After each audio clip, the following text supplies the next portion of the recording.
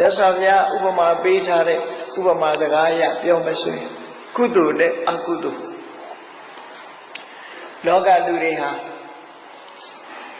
ဥဘောပုံညင်စပါပင်စ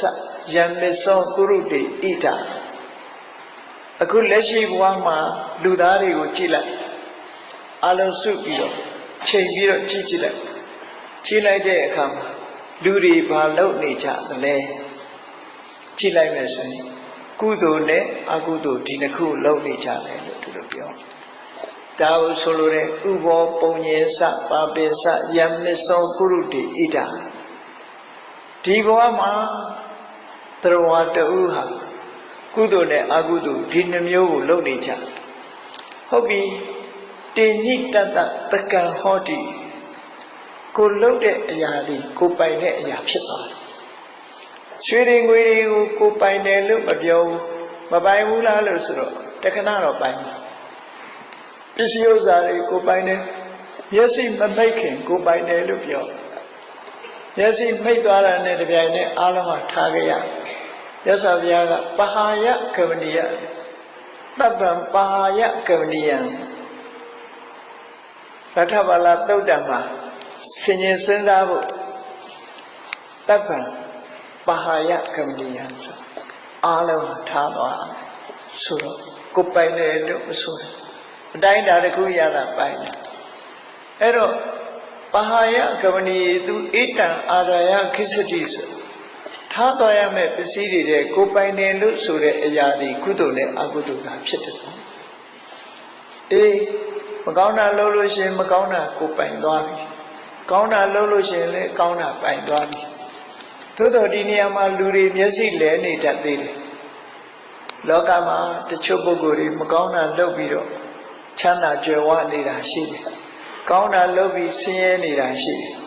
အဲ့တော့လူတွေကဘယ်လိုတွေးလဲဆိုရင်ကောင်းတာလုပ်လဲကောင်းတော့မဖြစ်ပါဘူးမကောင်းတာလုပ်လဲမကောင်းကျိုးမရပါဘူးလို့ဆိုတဲ့အတွေးတွေဝင်လာတတ်တယ်သို့တော့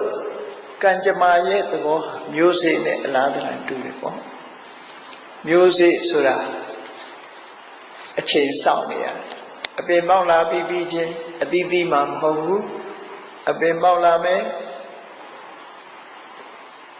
အချိန်တန်တဲ့အခါမှာအပွင့်ပွင့်မယ်အပွင့်ပွင့်ပြီးမှအသီးသီးမယ်အချိန်ဆိုတာအခုလို့အခုရတဲ့ဟာမျိုးမဟုတ်ဘူးအချိန်ခါလိုက်တာမျိုးစေ့လိုပဲချက်ချင်းကြီးပေါက်ချက်ချင်းကြီးအသီးပွင့်ဖြစ်တာမဟုတ်ဘူးကောင်းတာလုပ်နေတဲ့ပုဂ္ဂိုလ်တယောက်ဒီမကောင်းတာဖြစ်နေခြင်းဆိုတာအခုလုပ်နေတဲ့ကောင်းတဲ့အလုပ်ဒီချက်ချင်းကြီးပြီးပွင့်လာတဲ့သဘောမရောက်သေးဘူးမကျူးဝါလို့ခေါ်တဲ့ရင့်ကျက်လာတဲ့အချိန်သူဟာစောင့်နေသေးတာဖြစ်တယ်ပေါ့ဒါမှမဟုတ်ဗမာစကားမှာလည်းပြောတာရှိတယ်လေအခုရေတွင်းတူအခုရေချင်းတောက်ချင်လို့မရဘူးဆိုတဲ့စကားပဲကောင်းတာလုပ်တာဟာချက်ချင်းကြီးကောင်းကျိုးချမ်းသာရသလားလို့ဆိုအကုန်လုံးရနိုင်တဲ့အနေအထားမရှိဒါဖြင့်မကောင်းတာလုပ်တာကရောချက်ချင်းကြီးမကောင်းကျိုးရသလားဆိုဘယ်ရမှာသူလည်းပဲမကြွားဖြစ်တဲ့အချိန်ကိုစောင့်အဲ့ဒါဆိုလို့ရှိရင်အကုသိုလ်ဘယ်သူမှမလုပ်ရဲဘူးဆိုပါတော့လူတယောက်မှာတရိစ္ဆာန်ဖြစ်နိုင်တဲ့အကုသိုလ်ကိုလုပ်ရင်ချက်ချင်းဒီဘဝကြီးမှာတရိစ္ဆာန်အဖြစ်ပြောင်းသွားလားဘယ်ပြောင်းမလဲကုသိုလ်ကံရဲ့အရှိန်ကဟန်တားထားသည့်အတွက်ကြောင့်လူဟာလူပဲအေးကောင်းတာတွေလုပ်လို့အရှင်လက်လက်လက်ပြရောက်လာဆိုဘယ်ရောက်မလဲဘယ်ရောက်လူဘဝရောက်စေတတ်တဲ့ကံတရားကသူ့အကျိုးကိုဆက်လက်ပြီးတော့ရှင်သန်စေနေသေးတယ်အခုလုပ်တဲ့ကံတရားကအကျိုးမပေးသေးဘူးဒါကြောင့်မို့လို့ကောင်းတာလုပ်လဲကောင်းတာမဖြစ်ပါဘူးဆိုတဲ့အတွေးကိုမတွေးမိစေနဲ့မကောင်းတာလုပ်လဲမကောင်းတာမဖြစ်ဘူးဆိုတဲ့အတွေးမှားကိုလည်းမတွေးမိစေဖို့လိုတယ်အချိန်တန်လို့ရှိရင်အကုသိုလ်ကံတွေအကုသိုလ်အကျိုးသာပေးတယ်ကုသိုလ်ကံတွေကုသိုလ်အကျိုးသာပေးတယ်မြတ်စွာဘုရားကကောင်းတဲ့ကံကဆိုးကျိုးပေးတယ်ဆိုတာလုံးဝမဖြစ်နိုင်ဘူးလို့ခေါ်ထားတယ်နော်မကောင်းတဲ့ကံကကောင်းကျိုးပေးတယ်ဆိုတာလည်းလုံးဝမဖြစ်နိုင်ဘူးလို့ကမ္မနိယမရဲ့သဘောတရားကိုမြတ်စွာဘုရားအတိအကျဟောထားတာဖြစ်တယ်အေးအချိန်တန်လာလို့ရှိရင်ဒုက္ခရောက်တယ်ဒါကြောင့်မို့ဓမ္မပဒမှာပြောထားတာဟောထားတာရှိတယ် မဒုံဝမညတိဘာလောယာဝပပန္နပိစတိမကောင်းမှုအကုသိုလ်အကျိုးမပေးသေးဘူးဆိုလို့ရှိရင်ပြုလုပ်တဲ့ပုဂ္ဂိုလ်ကပြားတကားလို့ကိုယ်လုပ်ပေါ်မှာကိုကျင့်တတ်ပြီးတော့ချုံမြိန်တဲ့အရာသာခံစားနေရတယ်ဆိုလိုတာမကောင်းတာလုပ်ရင်ကောင်းစားနေတတ်သေးတယ်လို့ဆိုလိုတယ်နော်ယာဝပပနပိစတိမကောင်းမှုအကုသိုလ်ကျိုးမပေးသေးဘူးဆိုရင်တော့သူကကောင်းကျိုးချမ်းသာတွေရနေတာသူ့ကြောင့်ရတာမဟုတ်ဘူးအတိတ်ဘဝကလုပ်ခဲ့တဲ့ကုသိုလ်ကံတစ်ခုကြောင့်ကောင်းကျိုးချမ်းသာရဒီလိုဆိုလိုတယ်ပေါ့နောက်တစ်ခုကအကုသိုလ်ကံပဲဖြစ်ဖြစ်ကုသိုလ်ကံပဲဖြစ်ဖြစ်အကုသိုလ်ကံလည်းချက်ချင်းအကျိုးမပေးဘူးလို့ဆိုတဲ့နေရာမှာတစ္ဆုခေရံဝဘုဇ္ဇတိနွားတို့ဟာညစ်ပြီးပြီးချင်းချင်တာမဟုတ်ဘူးအချိန်အတိုင်းအတာတစ်ခုရောက်မှချင်တာဖြစ်တယ်ပေါ့ညစ်ပြီးကားစားဆိုမချင်သေးဘူးအခုခေတ်ဆိုလို့ရှိရင်မချင်အောင်ဆိုပြီးတော့ဒီရေခဲတစ်တာလည်းထည့်ထားရင်မချင်ဘူးအဲ့ဒီလိုသူ့အကြောင်းမရှိသေးလို့ရှိရင်သူကမဖြစ်ဘူးထို့တူပဲအကုသိုလ်ကံကုသိုလ်ကံရဲ့သဘောတဘာဝတခြားအထောက်ပံ့အကြောင်းတွေပေါ်မှာအမိပြုပြီးတော့မှဖြစ်တာဖြစ်တယ်ပေါ့အေးကုသိုလ်ကံအကုသိုလ်ကံရဲ့သဘောတဘာဝကိုသိတာအမောဟအသိပညာလို့ခေါ်တယ်အဲ့ဒီအသိပညာရှိလာပြီဆိုရင်မလုံးတဲ့နာနဲ့လုံးတဲ့နာခွဲခြားသိတယ်မလုံးတဲ့နာကိုရှောင်တယ်လုံးတဲ့နာကိုလှုပ်တယ်ဆိုကောင်းကျိုးချမ်းသာတွေရပြီးတော့ကောင်းကျိုးချမ်းသာတာဆိုလို့ချင်းမရှိဘူးအဲ့ဒီအာလောဘအာရောသအမောဟလို့ဆိုတဲ့တဘာဝတရားတွေနဲ့တွဲဖက်လာတဲ့စိတ်နေသဘောထားကိုကုသိုလ်လို့ခေါ်တာပဲကောင်းတဲ့အပြစ်ကင်းပြီးကောင်းကျိုးချမ်းသာတွေကိုသူကပဲထုတ်လုပ်ပေးတာပဲဖြစ်တယ်ဘုန်းကြီးတို့တွေလူပြေရောက်လာတာလူဘဝရလာတာကုသိုလ်ကံရဲ့ဆွမ်းဆောင်မှုယတိပြတ်မှတ်သားကြကုသိုလ်ကံရဲ့ဆွမ်းဆောင်မှုကြောင့်လူဖြစ်လာတယ်အေးမကောင်းတာတွေလုပ်ခဲ့တဲ့အကုသိုလ်တွေရောကိုယ်တဏ္ဍာမှာပါမလာဘူးလားဆိုပါတယ်ဒါကြောင့်မို့လို့ဘဝခရီးမှာချမ်းသာဒုက္ခကြီးမဟုတ်ဘဲနဲ့တခါတည်းအစဉ်မပြေမှုတွေကြုံတယ်တခါတည်းဒုက္ခတွေရောက်တယ်ဆိုတာမျိုးဖြစ်လာအကုသိုလ်ရဲ့အကျိုးကတွဲဖက်ခံလူတွေဟာကောင်းတာလည်းလုပ်တယ်မကောင်းတာလည်းလုပ်တယ်နော်ကဏ္ဍတုတ်ကလို့ဆိုအဖြူနဲ့အမဲလှုပ်တာဒါကိုပြောတာဥဘောပုံညင်စပပင်စယမေသောကုရုတိဣဒဒီဘဝမှာလူဆိုတာဟာ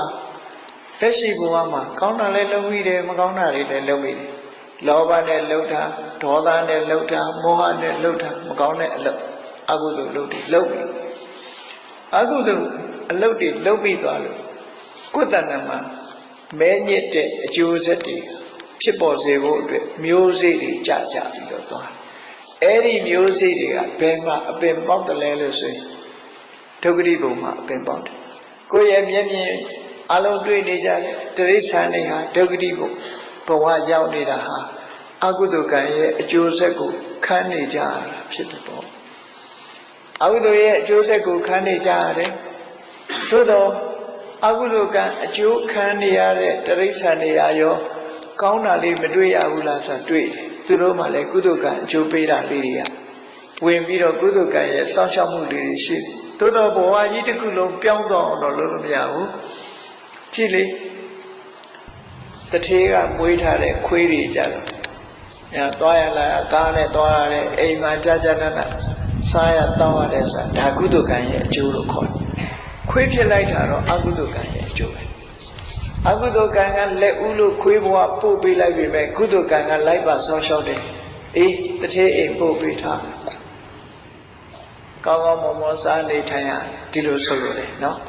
အေးလူဘဝရောက်တော့လည်းပဲကုသိုလ်ကံကလူဘဝကိုပို့လိုက်တယ်အကုသိုလ်ကံကနှိမ့်ဆက်တဲ့အခါကျလူတွေဟာယောဂဝေဒနာတွေဖြစ်ကြတယ်ဒုက္ခတွေခဏခဏရောက်တယ်ပစ္စည်းတွေခဏခဏပြတ်တယ်ဆိုတာမျိုးတွေကြုံတာအကုသိုလ်ကံရဲ့အကျိုးဆက်တွေပဲလို့ဒီလိုဆိုတယ်ပေါ့ပါဏာတိပါဒလောက်ခဲ့တဲ့ပုဂ္ဂိုလ်ဒီငယ်ငယ်ရပဲသိသွားတယ်ငယ်ငယ်ရပဲသိသွားတယ်ဆိုပါစို့မနေ့ကတောင်မှပဲဆွမ်းစားရင်ဟင်းတစ်ခွက်ပါလာဘာဟင်းပါလာတော့ ငါဥချက်ပါလားငါဥတွေကြည့်ပြီးတော့စဉ်းစားမိတယ်ဩငါဘဝမရောက်ခင်တည်သွားတာပါလားသူတန်မောင်များဆိုငါဆိုတဲ့တရားမိခင်တကောင်မှာတန်မောင်များစွာသောငါတွေတရားတွေအများကြီးအဲ့ဒီတရားတွေကကြည့်လေအသက်မရှင်ဘူးဥဘဝနဲ့ပဲပြုတ်တုံးသွားကြဥဘဝနဲ့ပဲသိဆုံးသွားကြလူတွေကတော့ထင်မှာပေါ့ငါဥဟာအသက်မရှိသေးဘူးဘယ်ဟုတ်မလဲအဲ့ထဲမှာတရားဆိုတဲ့တက်ပေါ်လာပြီးသားဖြစ်တယ်လူဘဝမှာလည်းပဲထွတ်တူပဲလို့